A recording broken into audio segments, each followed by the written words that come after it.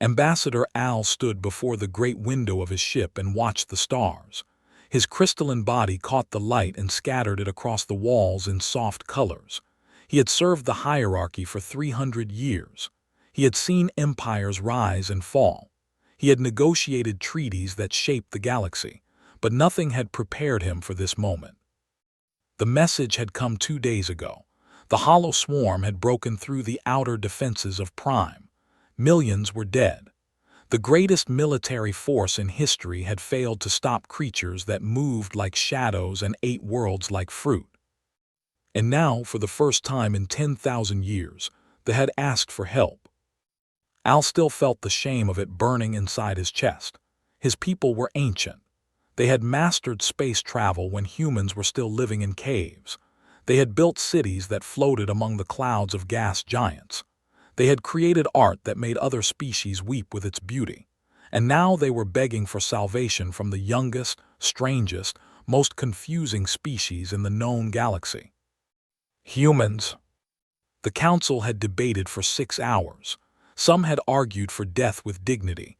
Better to die as than live owing their survival to primitives. But in the end, fear had won. The swarm did not care about dignity. The swarm only cared about consumption. And so the call had gone out and the humans had answered. Al turned as his aide, a young named, entered the observation room. His crystal form was still pure and uncracked, unmarked by age or experience. His eyes held the same pride that Al had once possessed. Ambassador said, "The human fleet has entered the system. They will arrive within the hour." "How many ships?" 47, sir. The 3rd Expeditionary Fleet under someone called Admiral. Al made a sound of disapproval. 47 ships against the swarm. The swarm numbers in the thousands. "Perhaps they are only the first wave," offered. Perhaps, but Al doubted it. He had studied humans. He knew their resources were limited, their technology inferior, their tragically short. A human lived perhaps a century if they were lucky. Al had furniture older than that. The hour passed slowly. Al spent it reviewing what little intelligence they had on human military tactics. What he found did not comfort him. Humans did not fight like civilized species. They did not form elegant formations or follow the mathematical principles of optimal warfare. They fought like cornered animals, all fury and desperation. They used tricks and deceptions. They sacrificed their own ships to destroy enemies.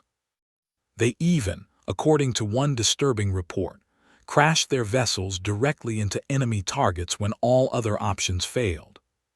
Barbaric, primitive, insane. And yet they won. Again and again, against odds that should have destroyed them, humans won. The proximity alarm chimed.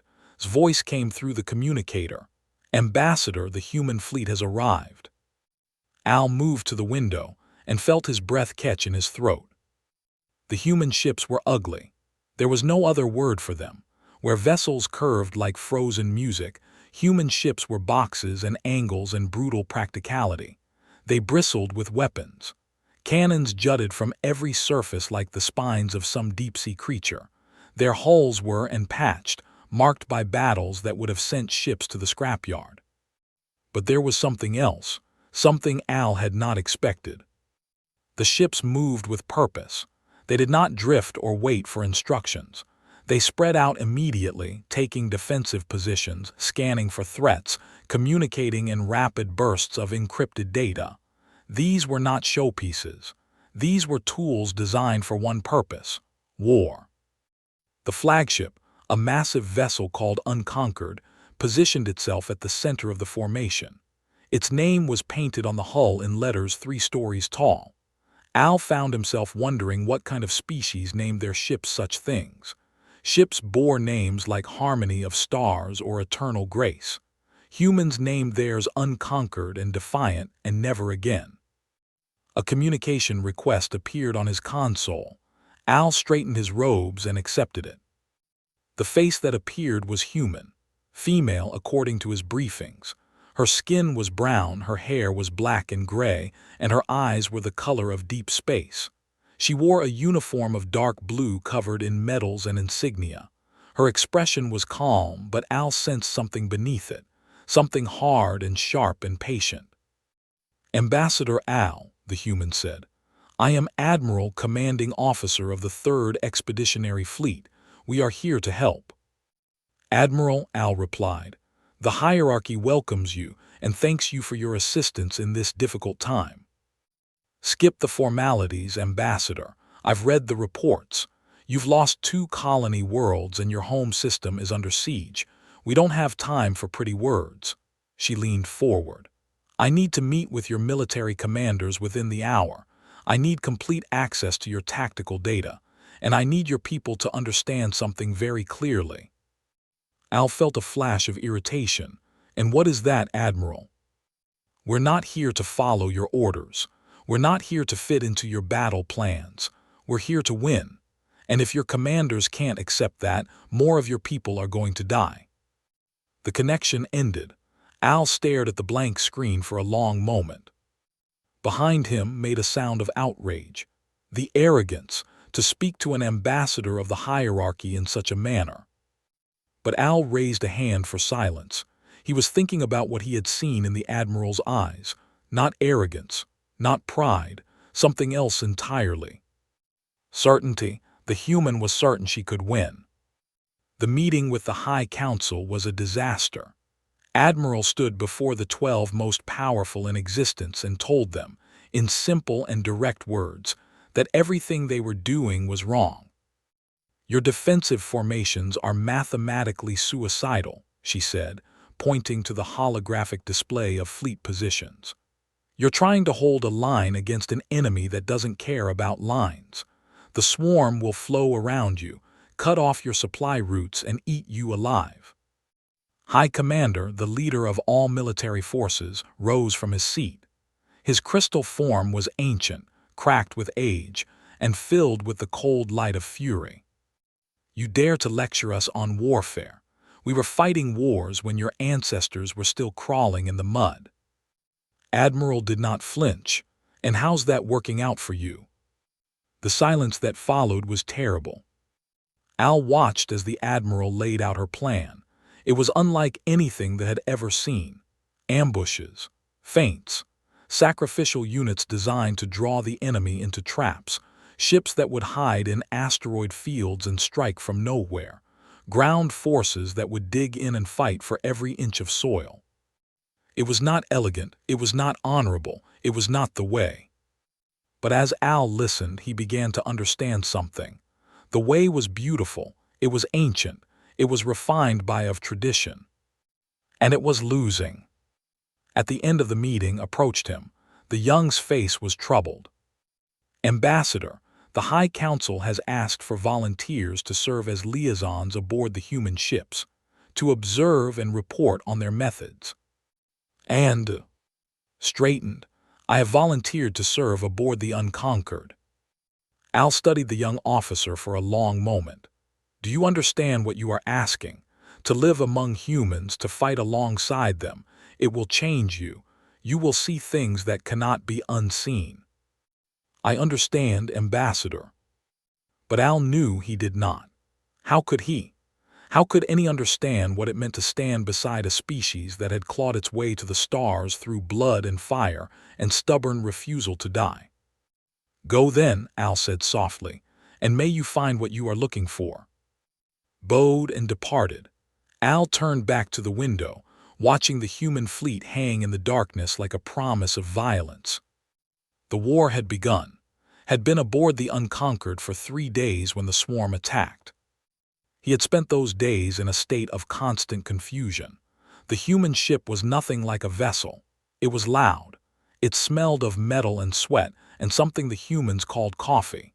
The corridors were narrow and filled with people rushing in every direction, and everywhere he went, humans stared at him with expressions he could not read. They had given him quarters near the Marine barracks. His room was small, barely large enough for the sleeping platform and a tiny desk. The walls were covered in photographs and drawings and strange symbols. The previous occupant, he learned, had died in a battle 3 months ago. No one had cleaned out his belongings. "We keep them," a Marine named had explained, So we remember. Did not understand. Honored their dead with monuments and ceremonies, grand displays of respect that lasted for centuries. Humans kept photographs on walls and worn jackets in closets. It seemed inadequate, primitive even. But then the attack came, and began to understand many things. The alarm woke him from a shallow sleep. Red lights flashed in the corridor. A voice on the intercom announced battle stations in a tone that was almost bored. Stumbled into the hallway and found himself swept up in a river of humans moving with practiced speed toward their posts. He made his way to the observation deck, where he had been assigned to watch and record. The sight that greeted him stole his breath. The swarm had arrived. Thousands of organic ships filled the space around IV's moon, their dark forms blocking out the stars.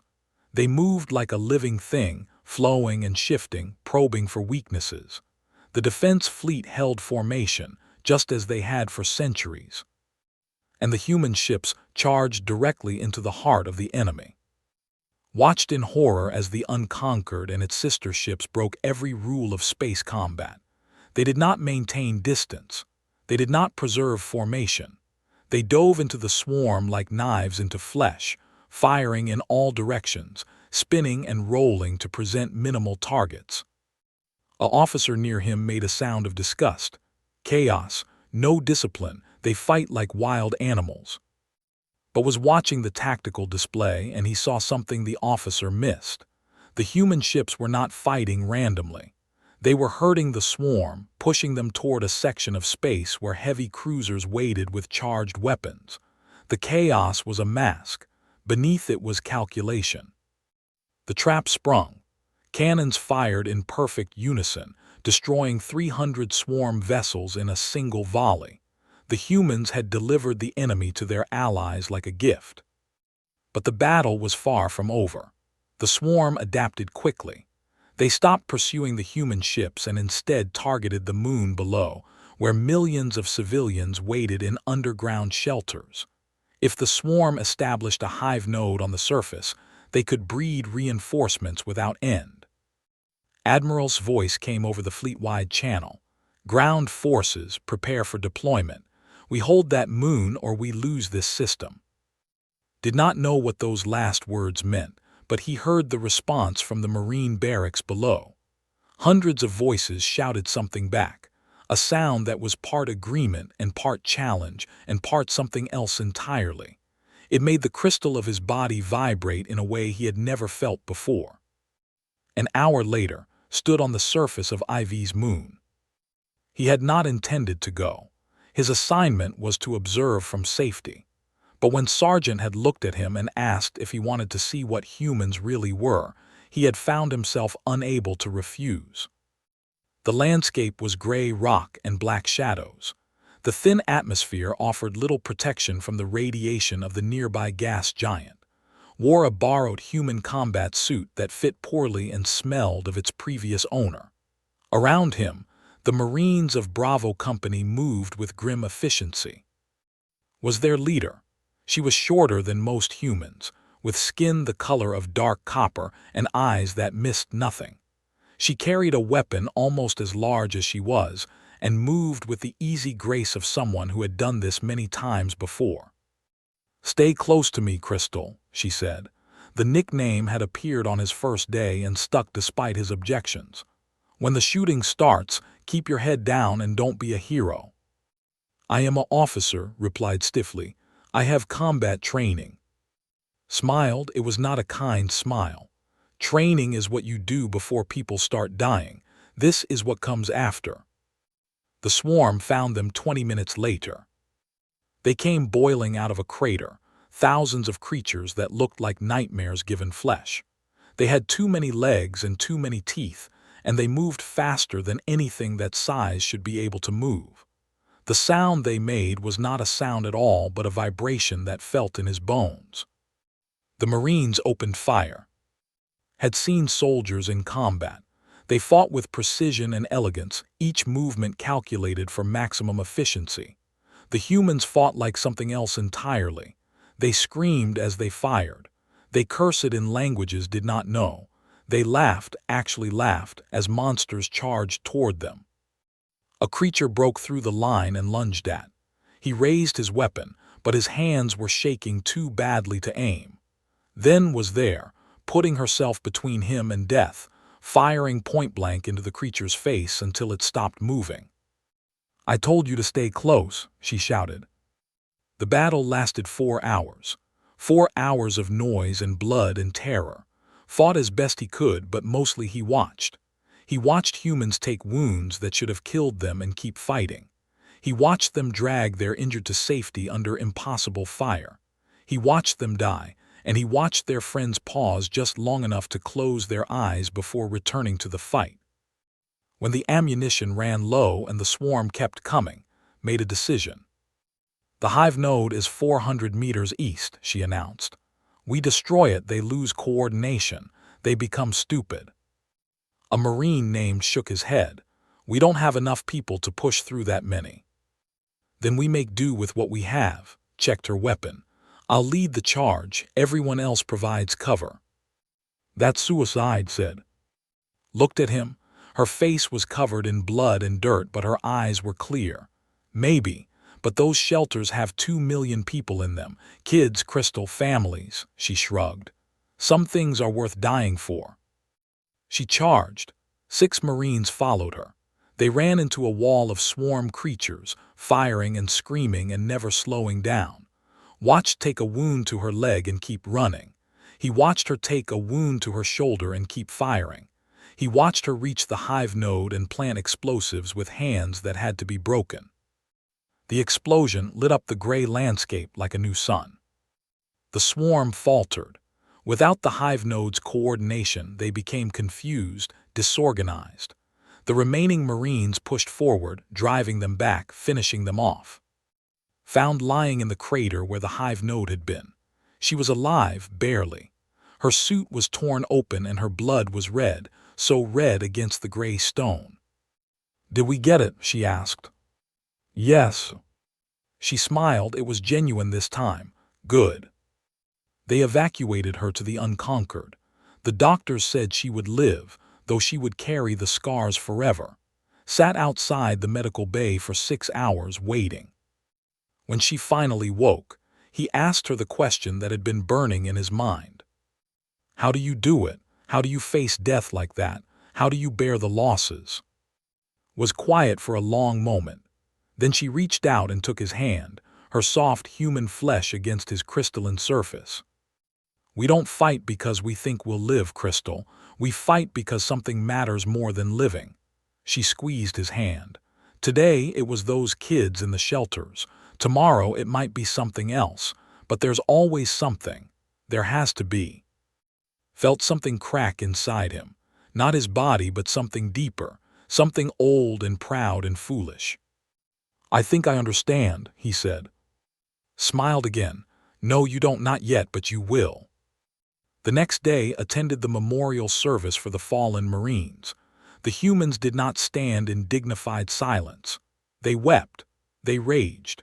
They told stories about their dead friends, stories that were funny and sad and sometimes both. They drank alcohol and sang songs and held each other. It was not elegant. It was not refined. But standing there, surrounded by humans who had just won an impossible victory and lost friends doing it, finally understood what meant. This was not how grieved. But maybe it was how warriors did. 6 months into the war, the galaxy began to pay attention. Ambassador Al stood in the Great Hall of Concordance Prime, the largest neutral station in known space. Around him gathered representatives of a dozen species, beings of every shape and size and color. They had come for a trade summit, or so the official documents said. But Al knew the truth. They had come to see if the rumors were real. The rumors about humanity. The stories had spread like fire through dry grass. Tales of human ships charging into impossible odds. Tales of human soldiers fighting to the last breath. Tales of a species that did not know how to surrender, that did not understand the concept of acceptable losses, that treated every battle like the universe itself was at stake. At first, the other species had not believed it. Humans were young. Humans were primitive. Humans were that strange species that had spent most of its spacefaring history fighting itself. Surely they could not be the ones holding back the swarm. But the evidence kept coming. Battle recordings, casualty reports, testimonies from survivors who spoke of human warriors with something like awe in their voices. Now the galaxy wanted to know more. Al moved through the crowd, listening to fragments of conversation. A group of Etherians, those ancient beings of light and energy, spoke in hushed tones about human neural patterns. They had been observing humanity for thousands of years, they said, but had never understood what they were seeing until now. They burned so briefly, one Etherian murmured, but so brightly. Their consciousness is like a flame that knows it will go out, and so they waste nothing. They hold nothing back. Near the observation windows, a delegation of clustered together. They were, their bodies covered in iridescent shells that clicked and hummed as they communicated. They had lost there to the swarm 5 centuries ago. They had been refugees ever since, wandering the galaxy, begging for scraps of territory to call their own. Al approached them carefully. They were known for their bitterness, their distrust of species who had failed to help them in their hour of need. Ambassador Al, the lead said. Her name was Chittersong, and she was old even by her species standards. We have heard that your people fight alongside the humans now. We do. And is it true, what they say about them, that they volunteered for this war, that no one forced them, no one paid them, no one threatened them? Al thought about Admiral and her fierce certainty. He thought about Sergeant charging into certain death for strangers. He thought about all the humans who had already died fighting for a world that was not their own. It is true, he said. Chittersong made a sound that Al had never heard from her before. It took him a moment to realize she was weeping. 500 years, she said. 500 years we begged for help. We went to every species in the galaxy. We offered everything we had, and no one came. Her shells clicked together. But these humans, these brief, bright creatures, they come for you without being asked. They die for you without hesitation. She reached out and touched Al's crystalline arm. You do not deserve them, Ambassador. None of us do. Later that day, the summit officially began. Representatives took their seats in the Great Chamber. Speeches were given about trade routes and resource allocation, but everyone knew these were just formalities. They were all waiting for the same thing. Admiral arrived in the middle of a particularly boring presentation about mineral exports. She wore her dress uniform, crisp and dark, and walked with the confident stride of someone who had never doubted herself in her life. Behind her came a small honor guard of Marines, including one that Al did not recognize until he looked more closely. But changed. The young who had once been so proud and pure now wore human clothing over his crystal form. His movements were different, looser, more casual. And when he saw Al, he smiled, actually smiled, in a way that never did. Ambassador said, clasping Al's hand in the human fashion, "It is good to see you. You seem different." "I am different." There was no shame in his voice. "The humans have taught me many things." The chamber fell silent as Admiral took the speaking platform. She did not waste time with pleasantries. "You all know why you're really here," she said. "You want to know if humans can beat the swarm. You want to know if you should join the fight or stay on the sidelines and wait to see who wins." She looked around the room, meeting every eye. "I'm not here to convince you. I'm here to tell you what we've learned." She activated a holographic display. Battle footage began to play, ships exploding, soldiers dying, the swarm consuming everything in its path, but also victories, impossible victories, human and forces standing together against overwhelming odds and refusing to break. "The swarm is not unbeatable," said. "It's not a force of nature. It's an enemy, and enemies can be defeated. but it requires something that most species have forgotten. "And what is that?" called out a merchant, his 4 eyes glittering with calculation.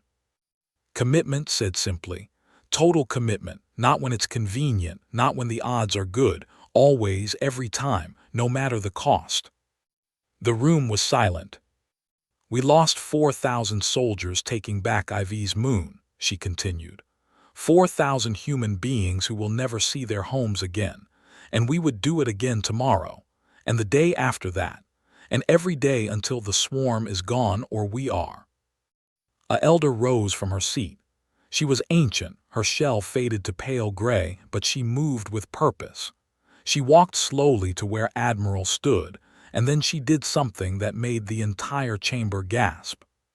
She pressed her forehead against. This was the highest honor. It was called the sharing of souls, and it was reserved for those who had proven themselves worthy beyond all measure. No alien had ever received it. "Forgive us," the elder said, her voice carrying through the silent room. 500 years ago we asked for help and none came. We thought the galaxy was cold. We thought we were alone, but we were wrong." She stepped back, tears flowing from her compound eyes.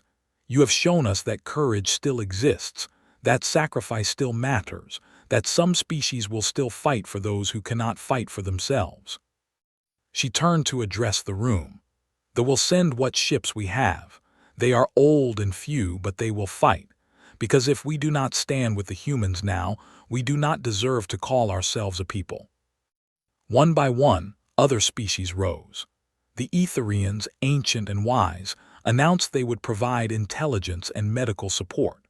Those calculating merchants who had sold weapons to both sides of every conflict for centuries declared they would supply the alliance free of charge. "Don't look so surprised," the lead merchant said to Admiral. "Even we have hearts, we just keep them well hidden." That night found Al on the observation deck. The ambassador was staring out at the stars, his crystalline form reflecting the distant light. "You were right," Al said without turning.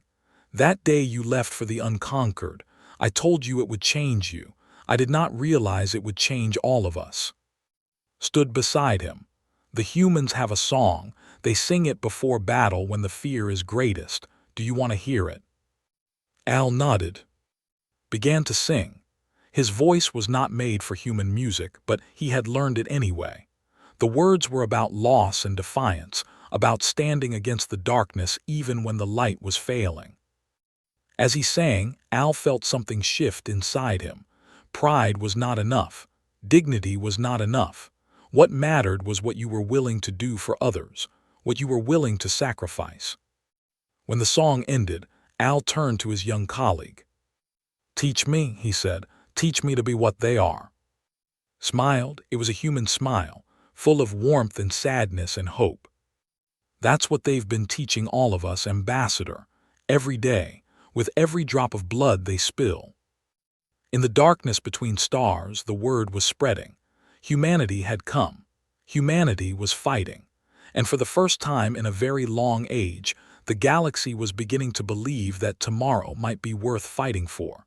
The swarm came for Prime on a day when the stars themselves seemed to weep. Stood on the bridge of the unconquered and watched the tactical display with growing horror. The enemy numbers were beyond anything they had faced before. Hundreds of thousands of swarm vessels poured through the system, a tide of darkness that blotted out the light of the sun. The Allied fleet was strong. 8 months of war had forged human and forces into a single fighting unit. Ships from a dozen other species had joined them. Raiders, fast and fierce, hungry for revenge. Etherian support vessels, ancient beyond measure. Even merchant ships, retrofitted with weapons and crewed by volunteers who had never held a gun before. But it was not enough.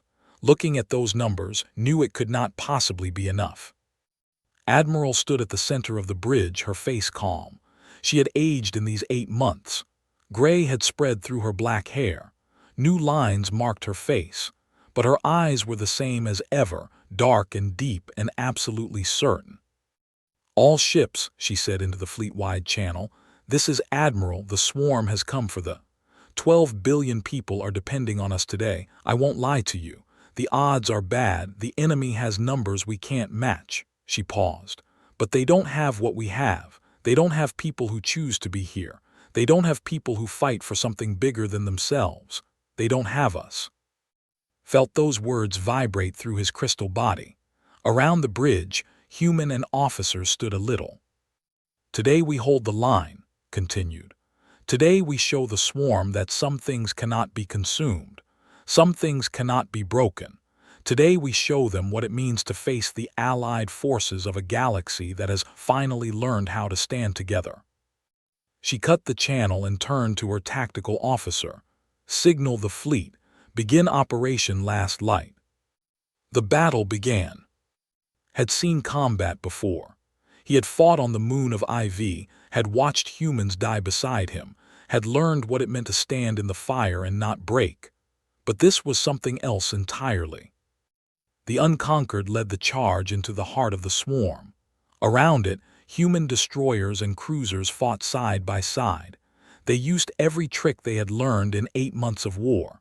Feints and ambushes, coordinated strikes, ships sacrificing themselves to create openings for others. And still the swarm kept coming. Hour after hour the battle raged. Ships died in flashes of light that had learned to mourn. Each one was a crew, a family, lives that had mattered to someone. The humans never stopped counting. They kept track of every vessel lost, every soldier killed. They refused to let death become just a number. By the 4th hour, the Allied fleet had been pushed back to the last defensive line before Prime. Behind them, civilian evacuation ships were loading as fast as they could. Millions of fleeing there, not knowing if they would ever return. Admiral studied the tactical display with hollow eyes, knew what she was seeing. The line could not hold. Within hours the swarm would break through. The evacuation would not be complete in time. Unless someone bought them more time. "All ships, this is Admiral." Her voice was steady, but heard the grief beneath it. "The Unconquered and its escort group will advance to the gap. We will hold that position until evacuation is complete." The gap was a narrow passage between 2 asteroid fields. Holding it would slow the swarm. It would buy hours, maybe more. But it was a death sentence for everyone who went. Expected arguments. He expected protests. Instead, he heard something that would stay with him for the rest of his very long life. He heard volunteers. "This is Captain Martinez of the Defiant. We're with you, Admiral." "Commander, UNS Never Surrender. Count us in." "Lieutenant, UNS Spite. Where you go, we go." One by one, human ships reported in. 37 vessels, crewed by 10,000 human beings who knew they were going to die. And they went anyway. Then something else happened. Something that made even Admiral's voice crack. "This is High Commander of the flagship Eternal Grace." The voice was old and proud, but something new had entered it, something humble.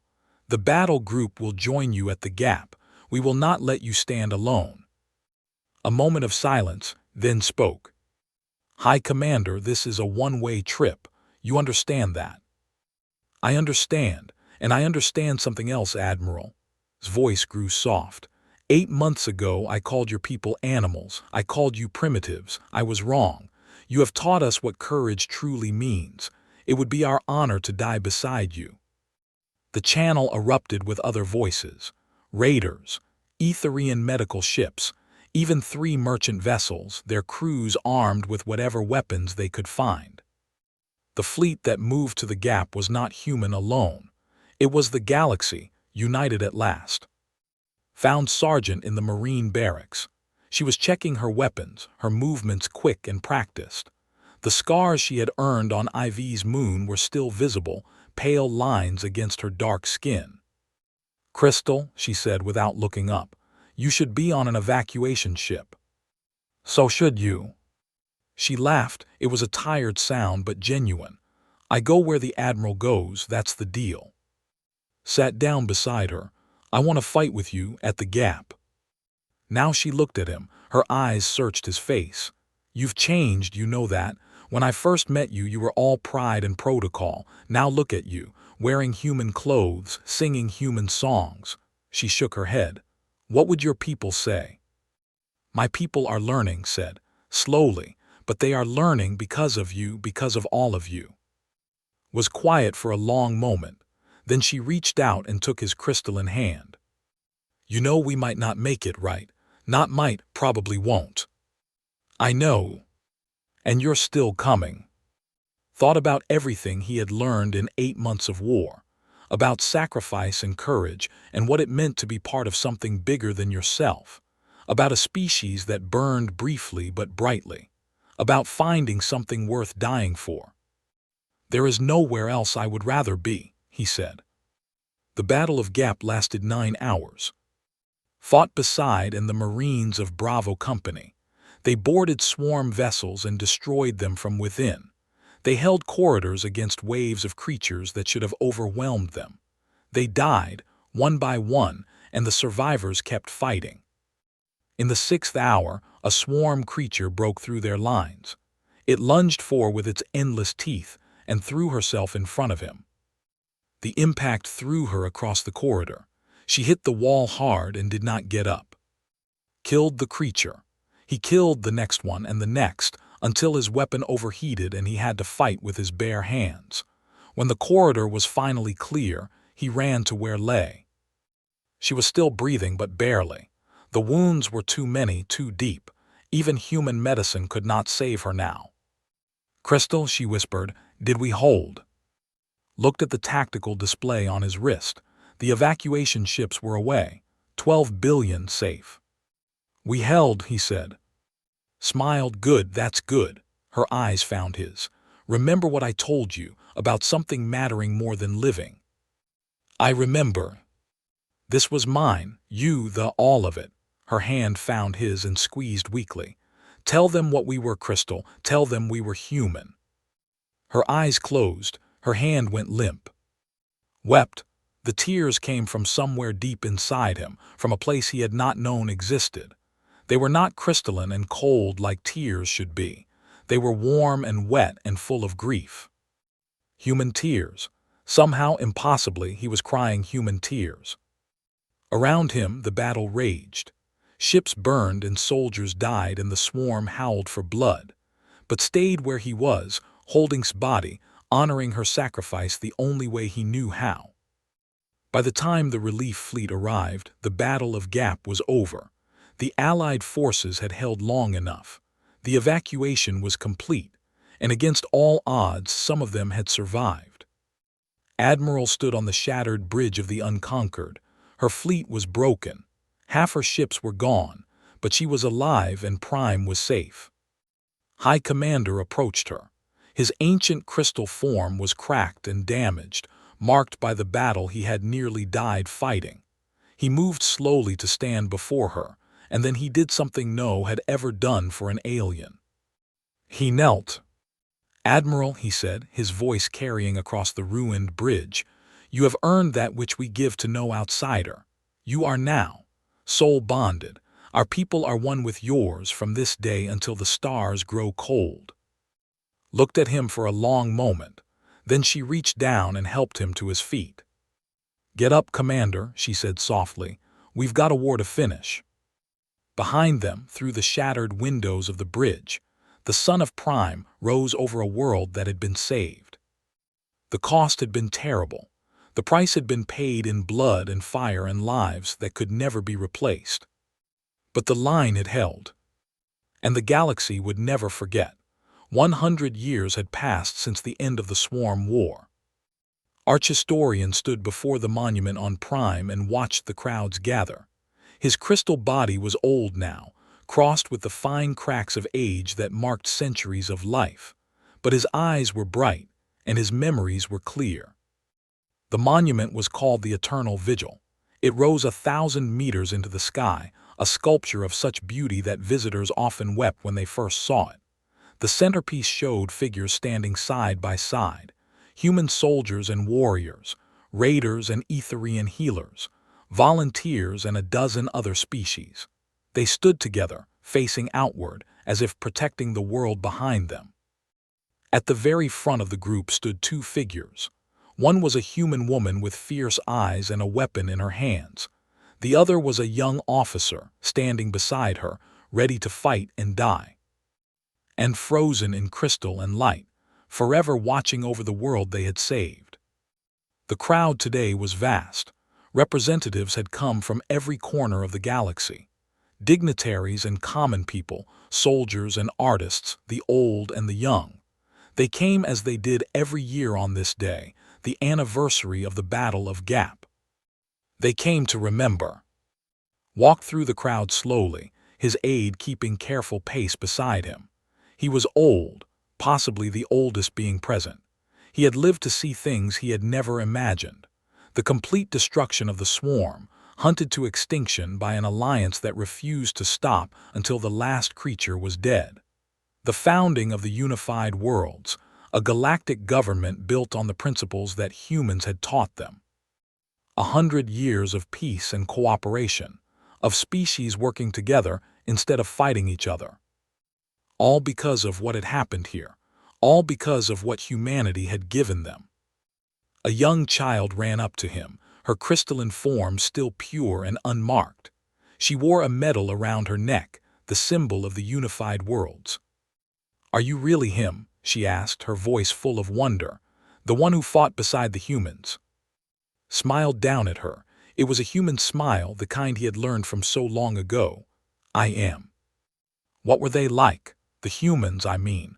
Were they really as brave as the stories say? Thought about how to answer.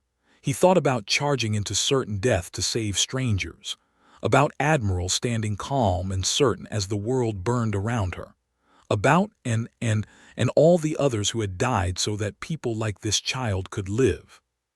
They were braver, he said. The stories cannot capture it. You had to be there. You had to see them face impossible odds and never waver. You had to watch them die for people they had never met, people who had once called them primitives and animals. The child's eyes were wide. "Were you scared?" "Always," admitted. "But they taught me that being scared is not the same as being weak. They were scared too. They just refused to let it stop them." The child nodded solemnly and ran back to her parents, watched her go with an ache in his ancient heart. So few of them remembered now. So few had actually been there. The humans who had fought in the war were all dead, their brief lives burned out like candles. Admiral had lived another 40 years after the war's end, long by human standards. She had spent those years building the alliance, training new soldiers, making sure her people's sacrifice would not be forgotten. And then she had died, as all humans did, and left the galaxy a little darker for her absence. But her legacy lived on. Everywhere looked, he saw evidence of humanity's gift to the stars. The highest military honor in the unified worlds was to be declared human-hearted. It meant you had shown courage beyond reason, sacrifice beyond measure. Soldiers from every species dreamed of earning it. On dozens of worlds, shrines had been built, not to worship humans but to pray for them, to ask whatever gods existed to bless the species that had blessed them all. Had visited many of these shrines. He had seen elders and Etherian mystics and children, all offering prayers for a species that had given everything. Schools taught the history of the Swarm War as sacred text. Children learned the names of human heroes before they learned their own ancestors. They sang the songs that humans had sung, battle hymns that had spread across the galaxy and become anthems for every species. It was not worship, it was something deeper. It was reverence for what humanity had taught them all.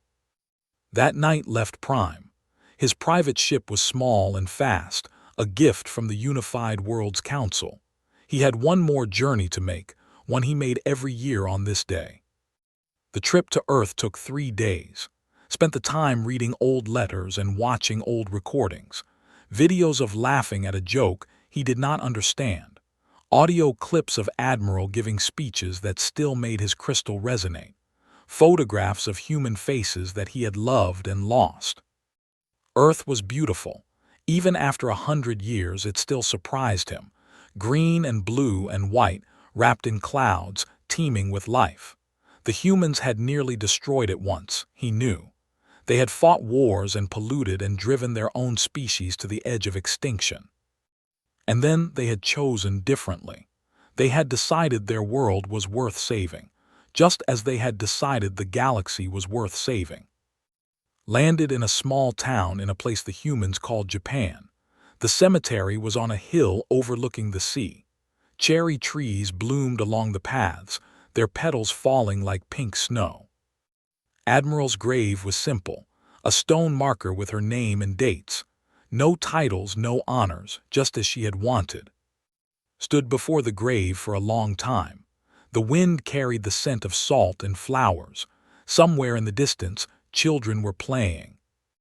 "I came again," he said finally, "as I promised I would." He told her about the memorial, about the crowds that had gathered, the speeches that had been given, about the child who had asked if humans were really as brave as the stories said. "I told her yes," he said. "I told her the stories could not capture it. I hope that was not a lie." He told her about the galaxy, about the peace that had lasted 100 years, about the worlds that had been rebuilt and the species that had learned to trust each other. "It's working, Admiral. Everything you fought for, everything you died for, it's working." He was quiet for a while. The cherry blossoms fell around him. "I still miss her, you know, even after all this time." His voice cracked. "I still hear her voice sometimes, telling me to keep my head down, calling me Crystal, laughing at my terrible human jokes." He reached into his robe and pulled out a small object. It was a piece of his own crystal, broken off decades ago. He had been carrying it with him ever since, waiting for this moment. "She asked me to tell them what you were," he said. "She asked me to make sure the galaxy remembered. I have tried, Admiral. Every day of my long life I have tried." He placed the crystal on her grave. "To fight alongside humanity is to be celebrated," he whispered. "To be called their ally is to be revered beyond worlds." He touched the gravestone gently. "And to have known you, to have fought beside you, to have called you friend, is to have known what courage truly means." He stood there until the sun set and the stars came out. The same stars that had watched humanity rise and fight and sacrifice. The same stars that would watch over their legacy forever. Then the arch-historian of the unified worlds turned and walked back to his ship. He was old and tired, and his people's memory was long. He had stories to tell, and he would tell them until his crystal form cracked and fell to dust. Because that was what the humans had taught him. Some things matter more than living. And some stories must never be forgotten.